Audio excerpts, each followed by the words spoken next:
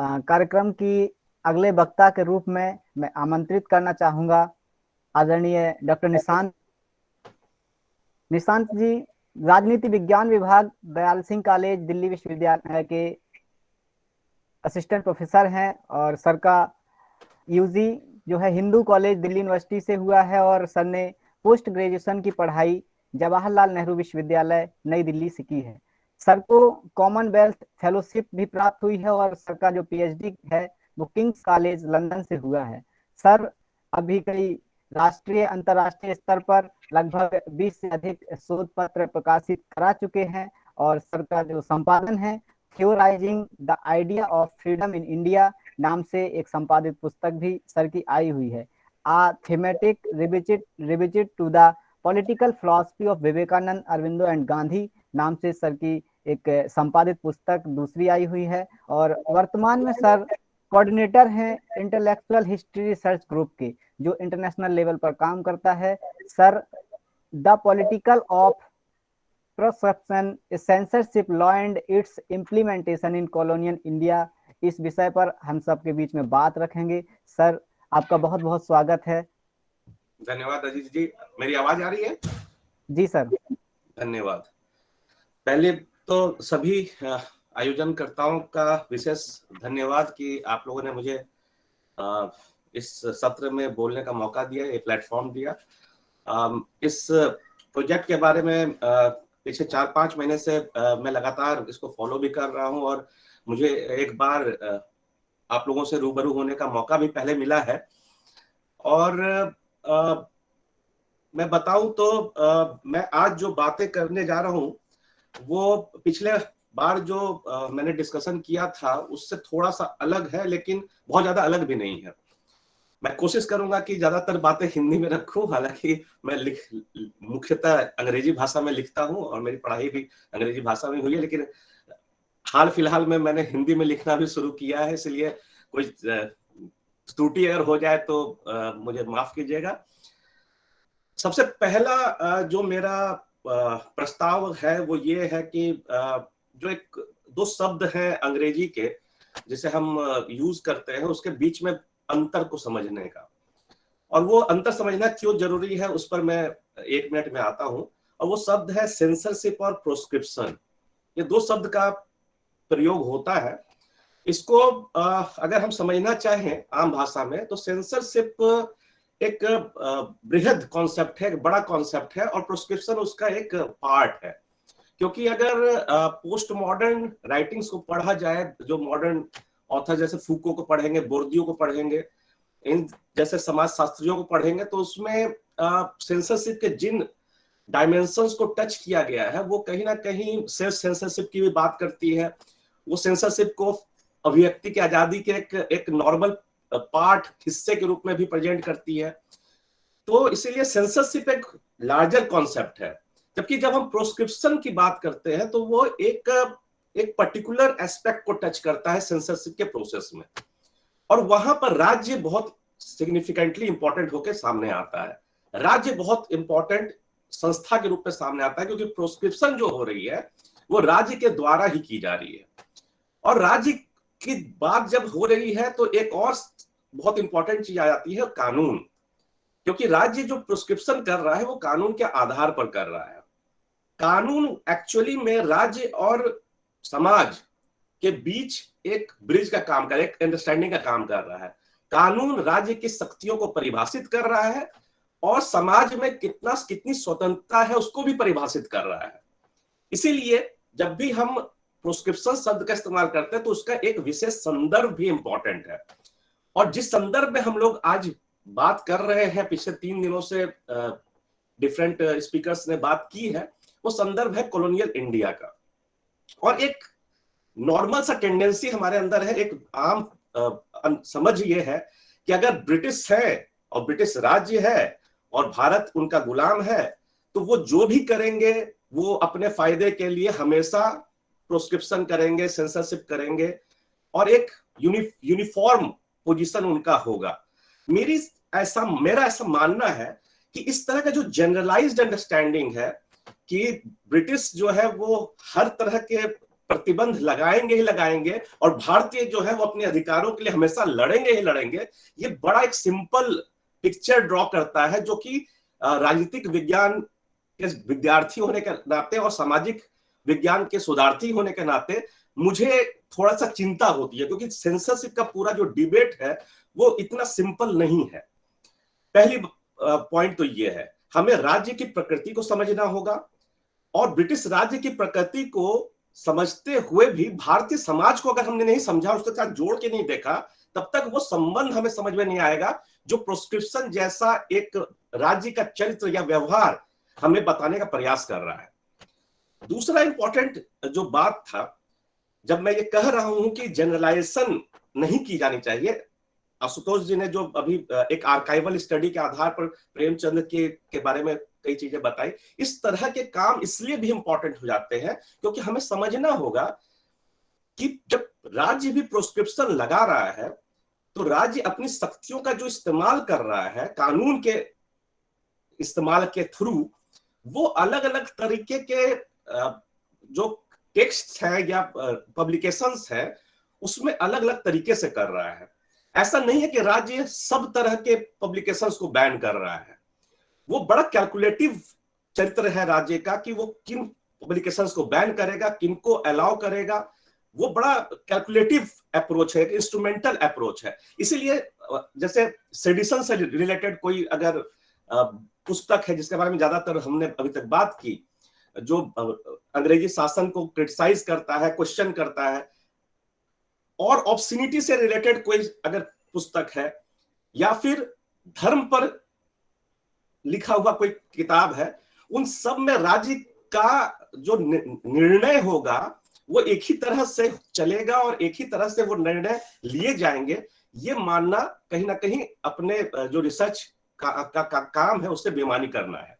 इसके लिए हमें यह समझना होगा कि राज्य की प्रकृति क्या है, ब्रिटिश राज्य की प्रकृति क्या है, और वो क्या चाह रही है, और वो क्यों कुछ जो कानून है उसको लेके आ रही है। क्योंकि ये कानून ऐसा नहीं है कि एंशिएंट टाइम से हमारे देश में था, ये कानून एक संदर्भ में, एक सुनियोजित एक बैकग्राउंड में तैयार हो रही है।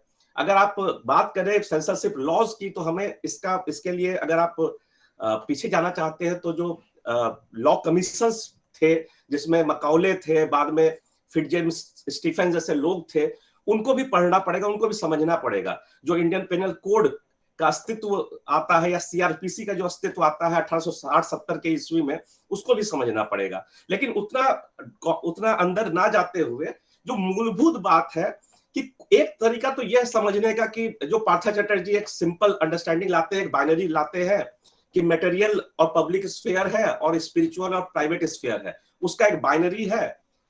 लेकिन इस बाइनरी में भी एक प्रॉब्लम है, ये बात मैं पहले भी बता चुका हूं। इस बाइनरी में एक प्रॉब्लम क्या है कि हम ये मान के चलते हैं कि राष्ट्रवादी लोग जो हैं या जो भारत के मूल निवासी लोग हैं वो हर तरह के बैन के खिलाफ होंगे क्योंकि उनके अधिकारों का हनन हो रहा है।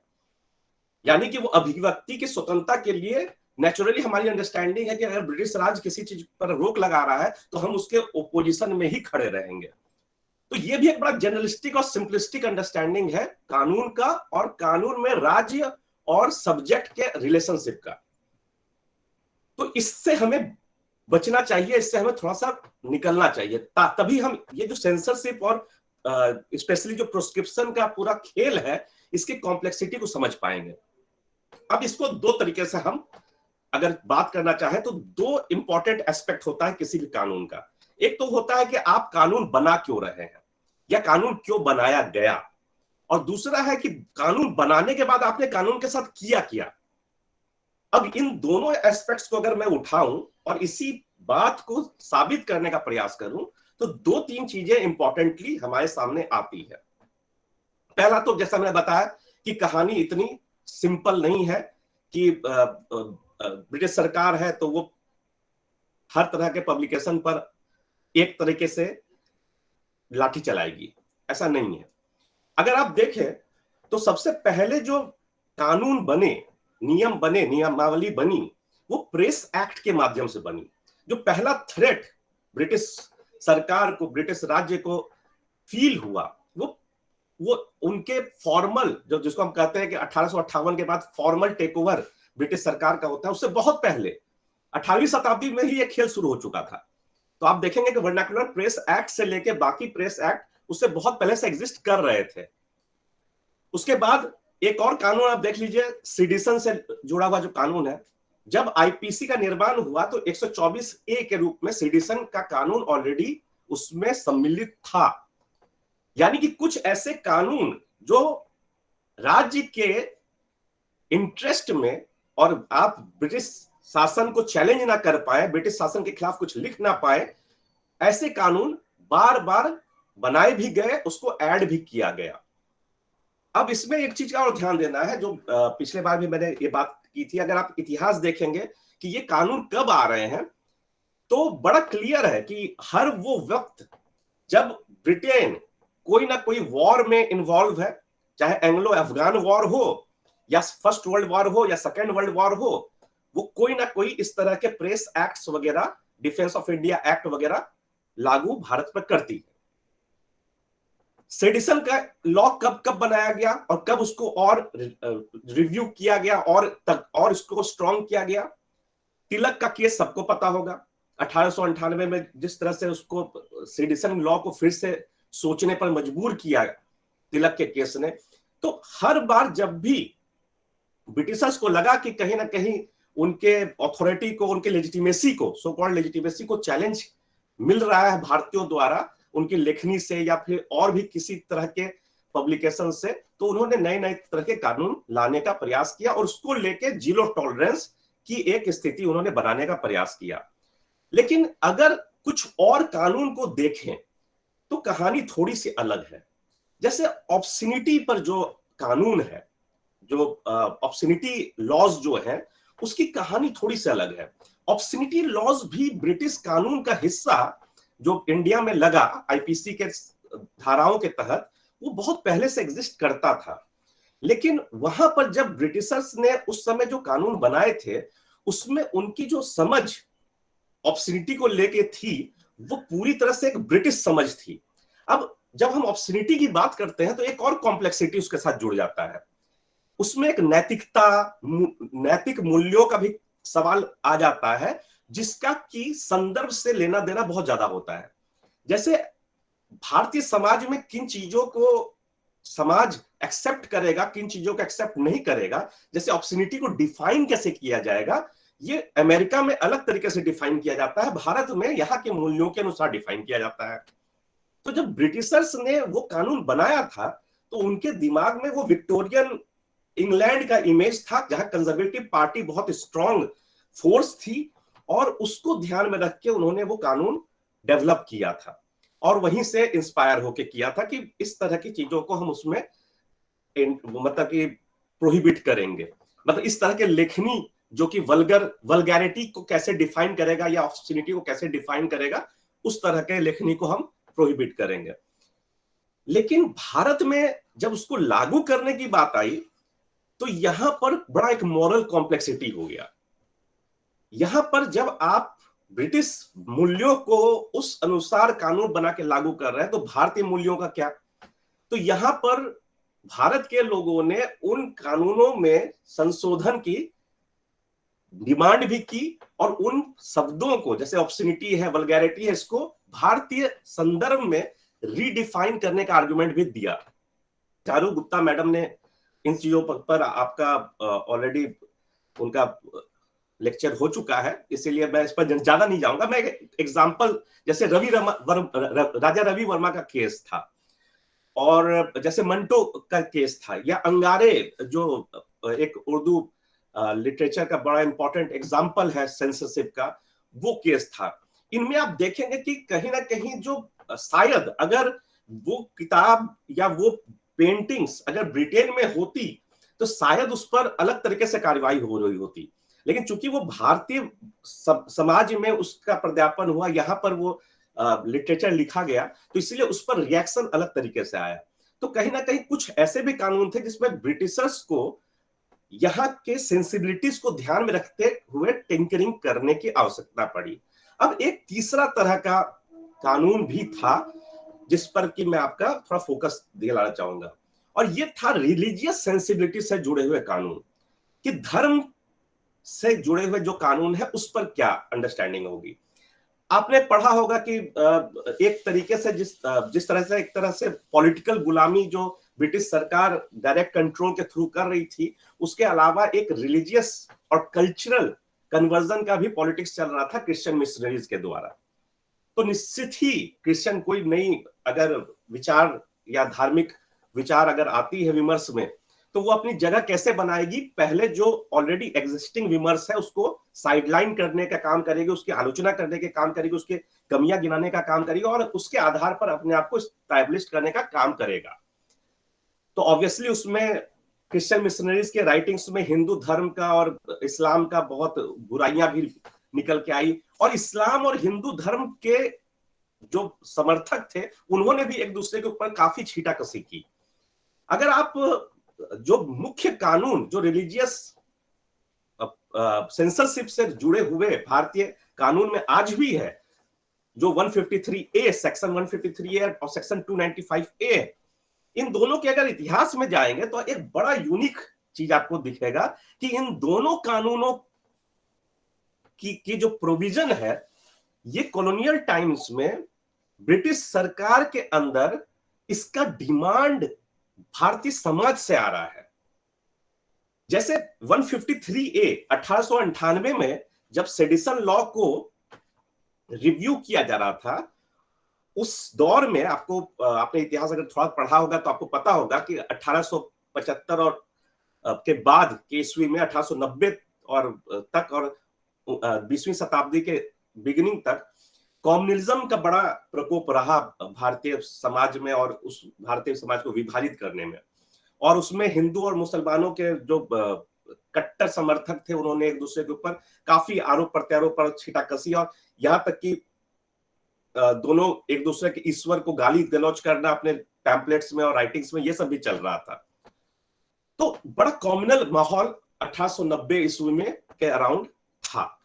तो जब ये सेडिशन लॉ को रिविजिट करने की बात आई और ये कानून का अमेंडमेंट पेश किया गया जो लेजिस्लेटिव असेंबली था, तो वहां पर भारतीय नेटिव जो रिप्रेजेंटेटिव्स थे, जैसे दरभंगा महाराज थे और भी एक दो लोग नामी ग्रामी हस्ती थे भारत के रिप्रेजेंटेटिव, इन्होंने ये मुद्दा उठा दिया कि आप ये जो रिलीजियस डिसहार्मनी सोसाइटी में लेखनी के कारण और बाकी चीजों के कारण हो रहा है, इसके खिलाफ कानून क्यों नहीं बना रहे हैं। यानी कि आप कहीं ना कहीं चाहते हैं कि हिंदू मुसलमान लड़ते रहे और आप राज करें।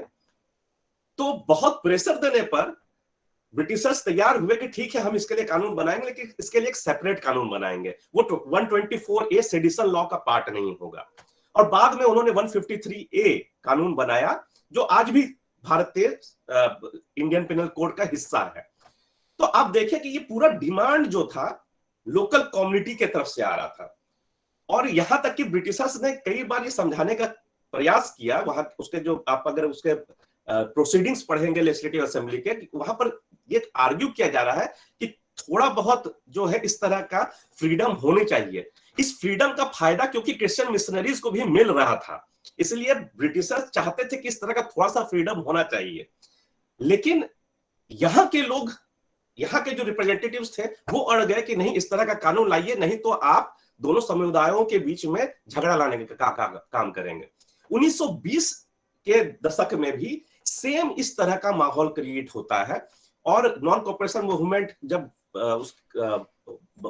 के बाद का पीरियड जो है वो एक्सट्रीम कम्युनिज्म का फेज आता है, और वहां पर भी आप देखेंगे कि 295A 295A जिसको कि इंडिया का ब्लास्फेमी लॉ भी कहा जाता है, उसका निर्माण होता है। और वो पूरा डिबेट जो रंगीला रसूल केस के साथ शुरू होता है, उसके इतिहास को अगर आप पढ़ेंगे तो वहां पर भी यही चीज आपको दिखेगा कि इस कानून का डिमांड दोनों हिंदू पक्ष और मुसलमान पक्ष कर रहा है कि हमारे भगवान को कोई गाली देगा तो उसको सजा होनी चाहिए, हमारे भगवान को बचाओ, हमारे अल्लाह को बचाओ या हमारे प्रोफेट को बचाओ। और कौन बचाएगा? बचाएगा कौन? बचाएगा ब्रिटिश सरकार कानून बना के। तो इस तरह से एक तरफ आप ब्रिटिश सरकार के खिलाफ लिख रहे हैं, आप ये चाह रहे हैं कि आपको अभिव्यक्ति की आजादी भी मिले, लेकिन किन किन विषयों पर, राजनीतिक विषयों पर आपको चाहिए कि पूर्णतः स्वतंत्रता होनी चाहिए, लेकिन धार्मिक विषयों पर स्वतंत्रता नहीं चाहिए, और इनफैक्ट आप रिक्वेस्ट कर रहे हैं कि आपको कानून बनाना चाहिए। इस पूरा, ये जो पूरी कहानी है, पूरा इतिहास है, इसमें कॉम्प्लेक्सिटी है। कॉम्प्लेक्सिटी जिसकी मैं बात कर रहा था कि एक तरफ कोई श्योरिटी नहीं है कि किस तरह से रिलीजियस इश्यूज को टैकल किया जाए, और इसीलिए आपने ब्रिटिश सरकार को, ब्रिटिश राज को, जो आपसी झगड़ा था उसमें अभिव्यक्ति की आजादी को कंट्रोल करने का एक हथियार दे दिया। क्योंकि एक बार जब कानून बन जाता है तो उस कानून को इंप्लीमेंट और उसको इंटरप्रेट कैसे किया जाएगा, इसका पूरा शक्ति राज्य के पास होता है। और ये जब डिमांड आपने किया, उस डिमांड के तहत आप देखिए 295 1920 ईस्वी के अराउंड बनता है, और 1953 1898 में बनता है। आज तक वो हमारे आईपीसी का हिस्सा है। और हर बार आप देखेंगे जब भी कोई किताब को रिलीजन के नाम पर सेंसर किया जाता है तो हमेशा लोग उठ खड़े होते हैं कि भाई कॉलोनियल लॉज है, इसको हटाना चाहिए। तो ये डिमांड जो होती है उसकी वो एक वाजिब वजह है कि हो सकती है कि हम एक लोकतांत्रिक समाज है, यहाँ पर उसके मूल्यों का, अभिव्यक्ति की आजादी का अलग मूल्य है। लेकिन उस संदर्भ में, जिस संदर्भ में हम लोग बात कर रहे हैं, वहां पर ब्रिटिश सरकार और भारतीय जो मूल लोग थे, इनके बीच में कोई उस तरह का, जिसको हम कहते हैं कि एक फिक्स्ड अंडरस्टैंडिंग कि हमें इस तरह से एक्ट करना है, वो नहीं था। तो ब्रिटिश सरकार सेडिशियस मटेरियल, ट्रीजन से रिलेटेड मटेरियल्स पर तुरंत एक्ट कर रही थी, लेकिन इस तरह के रिलीजियस कंट्रोवर्सीज जिससे उसको भीतरी रूप से फायदा भी हो रहा था, उस कंट्रोवर्सी में आप देखिए एक तरह से आपने ब्रिटिश सरकार को लेजिटिमेसी भी दे दी, आपने उनके कानून बनाने के अधिकार को लेजिटिमेसी दे दी, आपने उनके निर्णयों को, उनके कोर्ट्स को, उनके जजेस को लेजिटिमेसी दे दी, ये कह के कि कानून होना चाहिए और उस कानून के आधार पर अगर कोई गलत काम कर रहा है, कोई दूसरे धर्म को गाली दे रहा है, तो उसको सजा भी मिलना चाहिए। यानी कि आपने ब्रिटिश कानून को भी एक लेजिटिमेसी दे दी। तो कहीं ना कहीं ब्रिटिश सरकार को इसका फायदा भी हो रहा है। दूसरा बात है उसको लागू कैसे किया जा रहा है, इंप्लीमेंटेशन ऑफ द लॉ। उसमें भी बड़ा एक विचित्र, जो एक कॉमन अंडरस्टैंडिंग है कि हमेशा ब्रिटिश सरकार जो है वो इन चीजों को एक ही तरह से लागू करेगी, ऐसा नहीं है। मैंने जैसा बताया कि एक बार कानून बन गया तो उस कानून को कैसे डिफाइन किया जाएगा या कैसे यूज किया जाएगा, वो राज्य के प्रकृति के ऊपर डिपेंड करता है। जैसे मैंने बताया कि जो भी सेडिशियस राइटिंग्स थी, यहां तक कि गांधी के हिंद स्वराज गुजराती में जब ओरिजिनल में आई तो उसको बैन कर दिया गया। मराठी में जब सावरकर की इंडियन वॉर ऑफ इंडिपेंडेंस आई, उसको बैन कर दिया गया। अगर इस तरह के टेक्स्ट से अलग भी हटे तो आप नाटकों को देखें, जैसे दीनबंधु मित्र के नाटक को बैन किया गया, नील दर्पण को, आनंद मठ को बैन किया गया, तो नाटकों को भी बैन किया गया।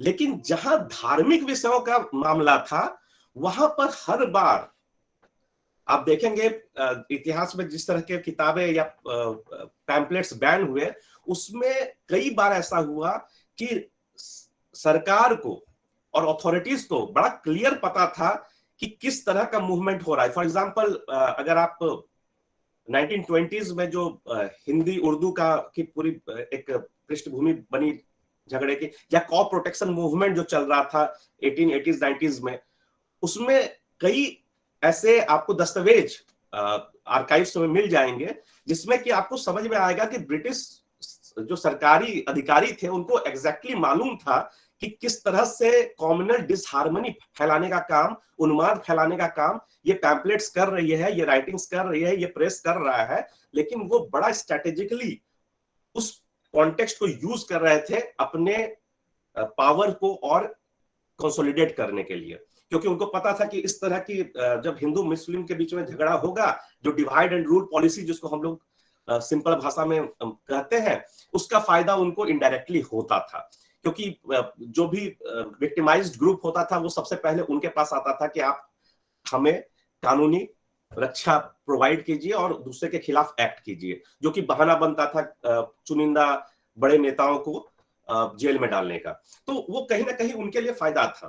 तो इसीलिए वो बड़ा सेलेक्टिव अप्रोच उनका रहा इन चीजों पर। वैसे ही जो नेशनलिस्ट थे, हमारे जो प्रतिनिधि थे, चाहे वो नेशनलिस्ट हो या फिर लेजिस्लेटिव असेंबली में जो रिप्रेजेंटेटिव्स थे, उनका भी जो एटीट्यूड इंप्लीमेंटेशन को लेकर था लॉ का, उसमें भी कोई एक जनरल अंडरस्टैंडिंग नहीं दिखती है हमें। कोई एक धारा नहीं दिखता है कि ऐसे ही वो रिएक्ट करेंगे। जैसे पॉलिटिकल इश्यूज को लेके, पॉलिटिकल सब्जेक्ट्स को लेके, वो उनका डिमांड बड़ा क्लियर था कि हमें अभिव्यक्ति की संपूर्ण स्वतंत्रता होनी चाहिए, कि हम प्रेस में कुछ भी लिख सकते हैं until unless that is seditious, और वो उसका एक अलग बाउंड्री उन्होंने तय किया हुआ था। लेकिन धर्म के मुद्दे पर, कि अगर कोई भी धर्म को मानने वाला दूसरे धर्म पर किसी भी तरह का आपत्तिजनक लेख लिखता है, या वल्गैरिटी के क्वेश्चन पर, ऑब्ससिनिटी के क्वेश्चन पर, कई लोगों का मानना है कि जब राजा रवि वर्मा का केस चल रहा था, उसमें तिलक